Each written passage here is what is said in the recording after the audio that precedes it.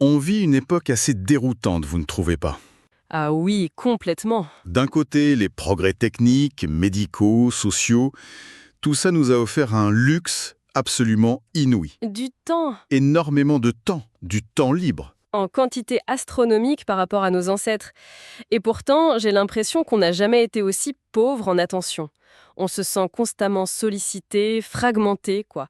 Comme si une ressource vitale nous était siphonnée. Vous mettez le doigt sur le paradoxe central de notre modernité. On a gagné la bataille pour le temps, mais on est peut-être en train de perdre la guerre pour l'attention. Exactement. Et c'est précisément le sujet au cœur de l'essai du sociologue Gérald Bronner, Apocalypse cognitive, qui va nous servir de guide aujourd'hui. Voilà, notre mission, si on l'accepte, c'est de plonger dans ces analyses pour comprendre ce qu'est devenu ce fameux temps de cerveau disponible. C'est un véritable trésor accumulé au fil des siècles. La question c'est, où passe ce trésor et qui sont les voleurs?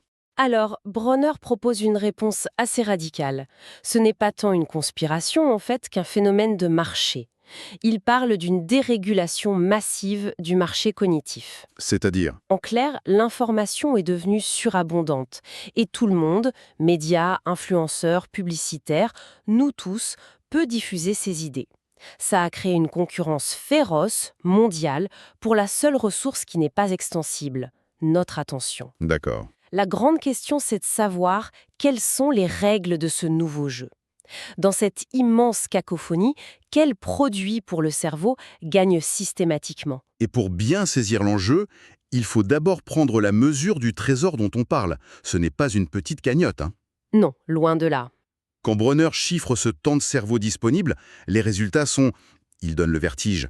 Ce temps, c'est tout ce que l'humanité n'a plus besoin de consacrer à la survie pure et dure. Chercher sa nourriture, se protéger, Et la libération de ce temps a été exponentielle. c'est le mot. Tenez-vous bien, en France, en 1800, le travail occupait près de la moitié de notre temps de vie éveillé, 48%. La moitié. Aujourd'hui, c'est à peine 11%. Sur une vie entière, le gain net, c'est l'équivalent de 17 années complètes, 17 ans de bonus. C'est énorme. Et si on met ça à l'échelle d'un pays comme la France, Bronner arrive à une estimation qui dépasse l'entendement, un capital de plus d'1 milliard d'années de temps de cerveau disponible. 1 milliard d'années, ce n'est même plus un chiffre, c'est un concept philosophique à ce niveau. C'est une ressource si colossale qu'elle aurait dû, en théorie, nous permettre de résoudre tous nos problèmes. Absolument. Et ce qui est fascinant, c'est de retracer comment ce trésor a été accumulé. Ce n'est pas arrivé par magie, c'est le fruit d'un processus historique très très long. On a tendance à l'oublier ça. On pense tout de suite à la révolution industrielle, à Internet. Mais il faut remonter bien plus loin. La toute première étape décisive, c'est la révolution néolithique. Ah oui, Le simple fait de passer de chasseurs-cueilleurs à agriculteurs sédentaires a été un gain de temps et de charge mentale colossal. On n'avait plus à se demander chaque matin où trouver le prochain repas. Ça a été le premier dépôt dans la banque du temps de cerveau. la première brique du trésor. Exactement. La deuxième grande étape, c'est ce que Max Weber appelait la rationalisation du monde. On est passé de la magie à la science. De la supplication à la maîtrise. C'est ça. Au lieu de prier les dieux pour qu'il pleuve, on a commencé à comprendre le cycle de l'eau, à construire des systèmes d'irrigation. On a cessé d'être à la merci de l'environnement pour commencer à le façonner. Et chaque parcelle de contrôle gagnée, c'était une parcelle de temps de cerveau libéré. Et puis, j'imagine, tout s'est emballé. L'accélération a été exponentielle. La révolution industrielle a externalisé nos efforts physiques avec les machines, puis la révolution numérique a commencé à externaliser nos efforts cognitifs, la mémoire, le calcul, et maintenant le raisonnement avec l'IA. Chaque étape a ajouté des centaines de millions d'années à ce trésor. C'est là que ça devient à la fois fascinant et un peu tragique. Au début du XXe siècle, des penseurs comme le prix Nobel Jean Perrin voyaient cette accumulation et se posaient la question « Bon, qu'allons-nous en faire ?» Mhm. Ils imaginaient un futur radieux, un Éden où l'humanité, enfin libérée des contraintes, pourrait se consacrer à l'art, à la science, et se développer jusqu'aux limites de ce que peut donner son cerveau. Une vision incroyablement optimiste. Et quand on regarde nos fils d'actualité aujourd'hui, On se dit que la réalité a pris un chemin un peu différent. un chemin radicalement différent. Et pour comprendre pourquoi, la métaphore que Bronner utilise est vraiment éclairante. C'est celle de l'effet cocktail. Ah oui, Je crois que tout le monde a déjà vécu ça. On est dans une soirée, il y a un bruit de fond terrible, des conversations partout, mais on arrive quand même à se concentrer sur la personne en face de nous. Notre cerveau est un filtre anti-bruit ultra performant. Précisément. Mais, et c'est là que ça devient intéressant, si quelqu'un, même à l'autre bout de la pièce, prononce votre nom, même à voix basse, paf, votre attention est immédiatement happée. C'est vrai. Ça traverse le filtre. Ça agit comme un pop-up mental impossible à ignorer. C'est un mécanisme de vigilance très très ancien. Je vois où vous voulez en venir. Le marché de l'information d'aujourd'hui, avec ses milliards de voix qui crient en même temps, c'est devenu une sorte de cocktail mondial permanent. Exactement. C'est un brouhaha incessant. Pour qu'une information réussisse à percer ce bruit et à capter notre attention, elle ne peut plus se contenter d'être intéressante ou vraie. Il faut plus que ça. Elle doit agir comme notre nom dans la soirée. Elle doit déclencher un de ces pop-up mentaux. Elle doit appuyer sur un bouton très ancien de notre cerveau. D'accord. C'est très clair comme métaphore. Mais alors, concrètement, c'est quoi un pop-up pour le cerveau humain? Sur quel bouton universel est-ce que ça appuie? Bronner doit bien identifier les grands gagnants de cette bataille. Il en identifie plusieurs, et ils sont assez révélateurs de ce que nous sommes au fond. Le premier grand vainqueur, le plus puissant peut-être, c'est la peur. La peur, ça ne me donne qu'à moitié. Notre cerveau est une machine à détecter les menaces? Non, c'est un héritage de la savane. C'est exactement ça. Bronner, en s'appuyant sur d'autres psychologues, appelle ça la paranoïa optimiste. C'est un biais cognitif hérité de nos ancêtres.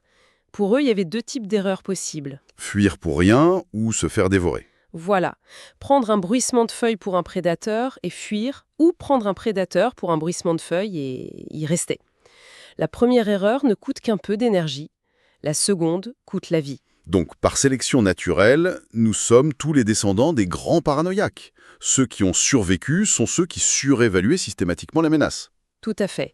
Notre cerveau est câblé pour donner une priorité absolue à toute information qui ressemble, de près ou de loin, à un danger. Et le marché de l'attention l'a parfaitement compris. L'exemple donné sur l'eau contaminée au tritium en 2019 en France est un cas d'écom. Racontez. Une association lance une alerte. Les médias s'emparent de l'affaire, le mot nucléaire est partout, la panique s'installe. Or, quand on regarde les faits, les taux mesurés étaient des centaines de fois inférieurs au seuil de dangerosité de l'OMS. Donc, objectivement, le risque était quasi nul. Quasi nul. Mais l'information contenait tous les ingrédients du pop-up attentionnel parfait.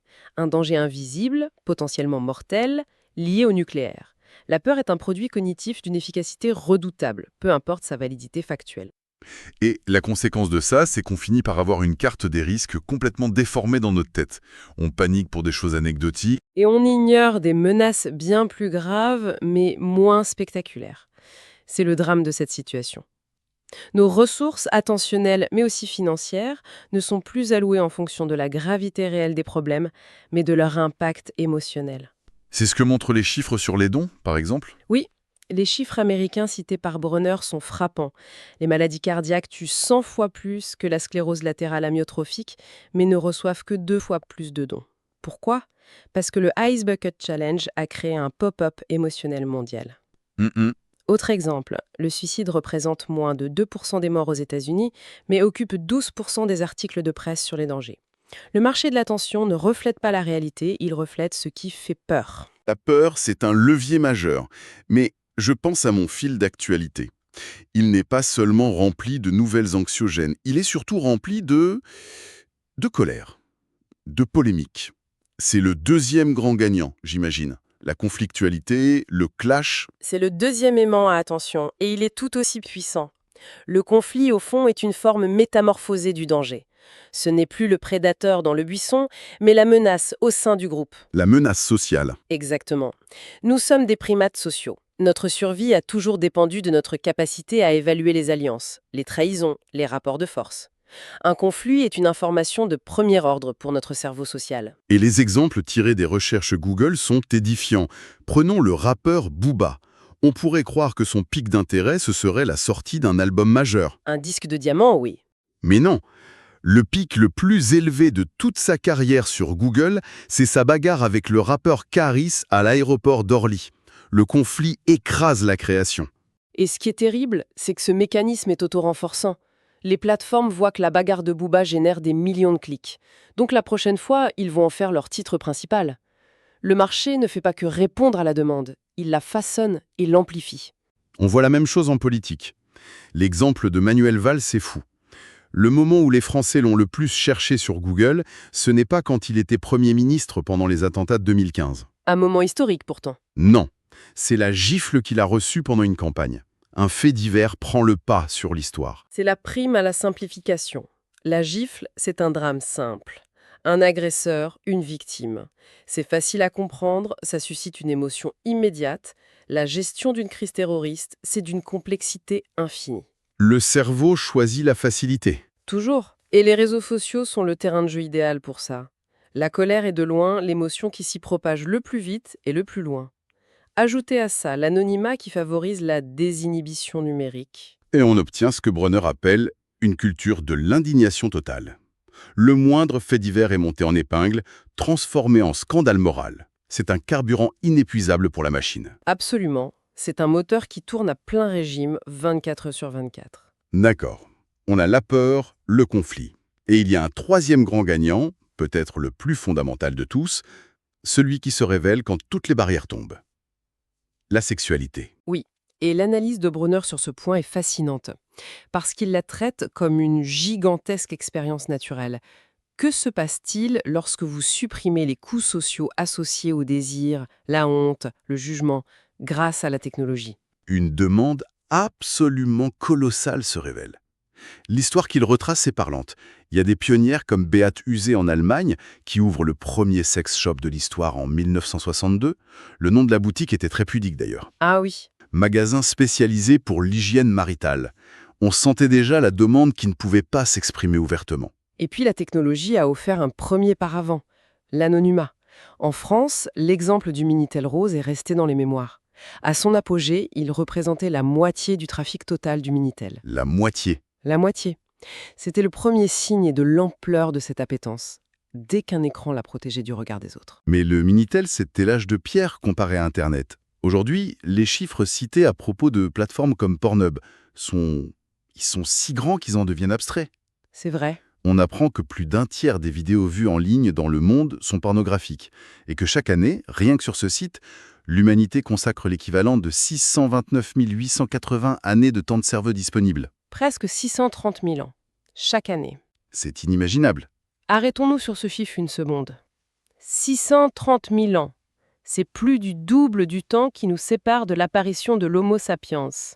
C'est une civilisation entière, le temps de l'Empire romain multiplié par 600, qui est consacré à cela, chaque année. Vu comme ça, Le point clé de Bronner n'est pas de porter un jugement moral, c'est d'observer de manière presque clinique la puissance de nos appétences profondes quand un marché dérégulé leur offre un accès illimité, facile et sans friction. c'est une démonstration par l'absurde. Dans le brouhaha du cocktail mondial, la peur, le conflit et le sexe ne sont pas juste des sujets parmi d'autres. Ce sont des super-aimants attentionnels. Quasi irrésistibles, parce qu'ils exploitent des circuits neuronaux vieux de millions d'années. Ils ne demandent aucun effort, ils offrent une récompense immédiate à notre cerveau.